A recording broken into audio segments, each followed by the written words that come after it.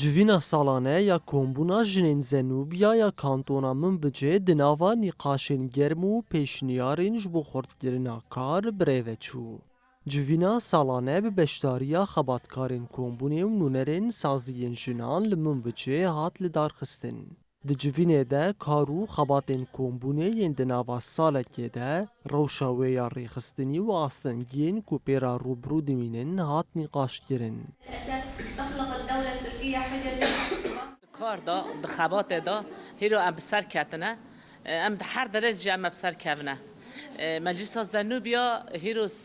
شش ماه کام کار و خبات خوا راپور خوا هیرو پیکانی هاتن کار خوا خبات خوا هیرو گیش که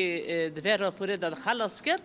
انشالله سالت هر کو هره و زنوبا کار خوا فره بکه ده حالی مجلس ده حالی نه ملت حالی مشروع مزن داد حالی کمپاراتیف ده و زنوبیا کاری خوا فره بکه هر کو هره امو مال جنه چه جنه هانی هی اما دست به هفته دنه مشروع پیشی ما و مشروع ما پر فرابه پر زنگین بده حالی مشروع ده ما خوا زنگین بکنه ده حالی اقتصاد اما خوا زنگین لکن اقتصاد جنه جند خوازه کاری خوا خبات خوا اقتصاد پیش خینه کاری زنبه ود پیش که ان شاء الله کۆمبوونا ژنên Zenûbiya ji bo başkirina rewşa jinan û zêdekirina derfetên kar li pêşiya wan nexşereyekê nû saz kir. يعني سرما دولات يعني تركي سرما دخدكي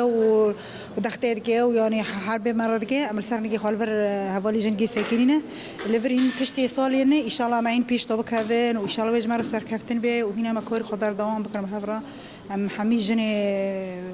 شمال شرقي سوريا يعني باكوري سوري باكور شرقي سوري ان شاء الله ما يجي برخابدنا وان شاء الله ما سر كفتن يجي تشيكنا وام تشكسينا ده ترسنا تشكسي رو دار باستكن وام ان شاء الله بسر كذا Piştî rizgarkirina kantonên Raqqa, Tabqa, Minbic û Dêra Zorê jinan di hezîrana sala 2021 de kombûna jinên Zenûbiya damezrandin ku niha ew bûye sîwan û lêvegera tevahî jinan. لزرع الخوف والرعب صخرة التعايش المشترك وتلاحم جميع أبناء مكونات الشعب في شمال وشرق سوريا مدني للضغط على حكوماتهم في شمال وشرق سوريا والذي ينتهج مبنى مجلس